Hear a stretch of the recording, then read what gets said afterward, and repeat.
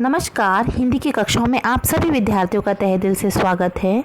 आज के हमारे अध्ययन का विषय है प्रतिशोध एकांकी, जो कि राम कुमार वर्मा द्वारा रचित है।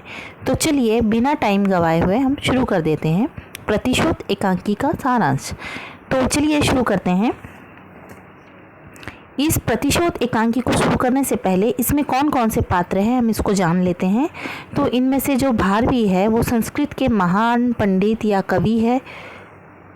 फिर उसके बाद इनके पिता श्रीधर, जो कि एक महान कवि, महान पंडित और महापंडित है। उसके बाद इनकी जो पत्नी है सुशीला, वो भारवी की माता है और श्रीधर की पत्नी है। ठीक है। इसके बाद ये एकांकी की शुरुआत इस तरह से होती है कि भारवी घर छोड़ के चले गया है और रात का प्रहर है, आधी रात हो चुकी है और उसकी माता, भारवी की माता, अपने पुत्र भारवी के लिए बहुत ही चिंतित है। उसके जो पिता हैं वो खटिया पर बैठे हुए हैं या लेटे हुए हैं और जो भारवी की माता है तो वो नीचे बैठी हुई है और अपने पुत्र की चिंता कर रही है। और वो अपने पति से कहती है कि तुम सुनती क्यों नहीं हो, जाके तुम अपने बेटे को देखती क्यों नहीं हो, मेरा जी घबरा रहा है। बेचारा बेटा सुबह से ना कुछ खाया ना कुछ पिया, ना जाने कहाँ पे भटक रहा है। ऐसी वो बात करती है अपने पति से। ये दोनों में वार्तालाप हो रहा है। तो भारवी बताता है, भारवी के पिता जो श्रीधर है वो उसे बोलते हैं कि क्या मैं अपने बेटे का शत्रु हूँ? क्या तुम मुझे अपने बेटे का शत्रु मानती हो? तो सुशीला बोलती है, हाँ मैं मानती हूँ। मैं हमेशा देखती हूँ आपको कि आप मेरे बेटे को डांटते रहते हो, हमेशा सताते रहते हो, हमेशा कुछ ना कुछ बोलते रहते हो। आज तो आपने हद ही कर दी। आज आपने उसकी भरी सभा में उसका अपमान कर दिया, उसे लज्जित कर दिया और तभी भी आपका पेट नहीं भरा। और आप अभी कैसे निष्ठुर पिता हो जो कि अपने पुत्र के बारे में ऐसा सोचते हो। और अभी आपका बेटा घर से गायब है, वो ना जाने कहाँ भटक रहा है, कहाँ गया है भूखा प्यासा, इसका आपको ध्यान नहीं और आप अपने ही इसमें ही रह रहे हो। तो थोड़ा सा जाओ, उसे ढूंढ कर आओ, वो आपका पुत्र है। तो जो श्रीधर है वो चिढ़ जाते हैं। वो बोलते हैं कि वो मेरा बेटा है, मैं उसका पिता हूँ, मैं उसका क्यों बुरा चाहूँगा।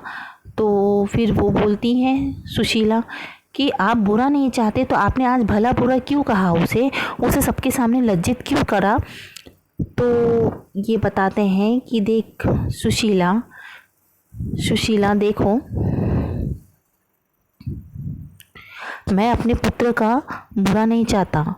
मैं चाहता हूँ कि जो मेरा पुत्र है वो एक महान पंडित, एक संस्कृत का एक इतना बड़ा ज्ञाता है, विज्ञाता है और इतना महान पंडित है जो कि सभी को परास्त कर रहा है, परंतु उसमें घमंड आ गया है। और मैं नहीं चाहता कि मेरा पुत्र इतने ऊंचे ओहदे पर पहुंचने के बाद घमंड से उसका पतन हो। इसीलिए मैं उसमें घमंड नहीं ना आए या घमंड का एक भी कण उसके शरीर में या उसके मन में न निवास करे। इसीलिए मैं उसे डांटते रहता हूँ, समझाते रहता हूँ कि मेरे बेटा बहुत ही ज्ञानी है और बहुत बड़ी विख्याति प्राप्त करेगा। पर ऐसे व्यक्ति, यदि उसमें घमंड आ गया, यदि इस व्यक्ति में या ऐसे महान पुरुष में घमंड आ गया तो वो उसका पतन कर देता है और मैं नहीं चाहता कि मेरे पुत्र का पतन हो। तो ये सब बातें जब सुशीला और श्रीधर जब आपस में बातें कर रहे हैं, तभी उसका जो पुत्र है भारवी दरवाजे के पीछे छुपकर उनकी सारी बातें सुनता है। और सुनने के बाद उसका मन पिघल जाता है, क्योंकि उसे ऐसा लगता है, वो बहुत क्रोधित अवस्था में रहता है। उसे ऐसा लगता है कि जो मेरे पिता ने मेरा इतना अपमान किया है और हमेशा ये मुझे टोकते रहते हैं, तो मैं अब इससे बदला लूँगा या मैं अपने पिता को मार डालूँगा। ऐसा प्लान बनाकर वो आता है और दरवाजे के पीछे अपने माता पिता के सोने का इंतज़ार करता है कि जैसे ही वो सोएंगे और मैं उसकी हत्या कर दूँगा, अपने पिता की हत्या कर दूँगा। पर जब वो अपने पिता के विचारों को सुनता है तो उसका मन परिवर्तित हो जाता है और वो दरवाजे के पीछे से निकलकर अपने पिता के चरणों में गिर जाता है और पिता से बोलता है कि पिता कि पिता, मैं बहुत ही मूर्ख था, मैं बहुत अज्ञानी था, मैं पता नहीं मुझे क्या हो गया, मैं क्रोध के मारे पागल हो गया और मैं आपकी हत्या करने आया था, क्योंकि कोई पुत्र ऐसा पाप नहीं करता। पर मेरे मन में, आपने सही बोला कि जिसके शरीर में या जिसके मन में घमंड का वास हो जाता है फिर उसे कुछ नहीं सूझता। तो यही कारण होगा कि मुझे भी अपनी विद्या पर इतना घमंड आ गया और मैं सही गलत का अनुमान नहीं लगा पाया और मैं अपने क्रोध पे भी कंट्रोल नहीं कर पाया, जिसके कारण आपने ऐसे शब्द कहा या आपने मुझे डांटा तो मेरे मन में आपके प्रति एक प्रतिशोध की भावना आ गई कि आप मेरे शत्रु हैं और आपको मैं मारने के लिए यहाँ पे आया था। ये मेरे से क्या हो गया, ये मैं बहुत बड़ा पापी हूँ, मुझे दंड दीजिए, मुझे आप दंडित कीजिए, तभी मेरा उद्धार होगा, नहीं तो मैं पश्चाताप की अग्नि में जल रहा हूँ।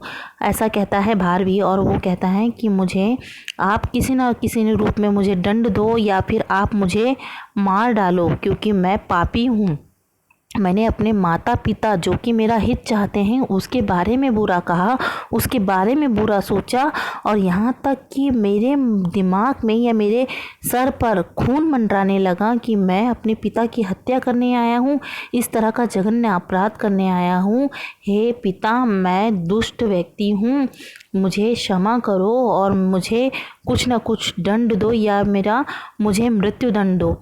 तो जो भारवी के पिता है श्रीधर, वो बिल्कुल शांत हो जाते हैं और अपने बेटे को समझाते हैं कि नहीं बेटा, ये तुम्हारी भी गलती नहीं है, मैं यही तो चाहता हूँ कि तुम्हारे मन में कभी किसी के प्रति घृणा की भावना, क्रोध की भावना और अहंकार ना तुम पे कोई वास करे, क्योंकि अहंकार जो होता है वह व्यक्ति का पतन कर देता है। चाहे कितना भी बड़ा व्यक्ति हो, यदि जिस पे घमंड आ गया ना तो वो घमंड उसकी पूरी प्रतिष्ठा को पल भर में ही चूर कर देता है।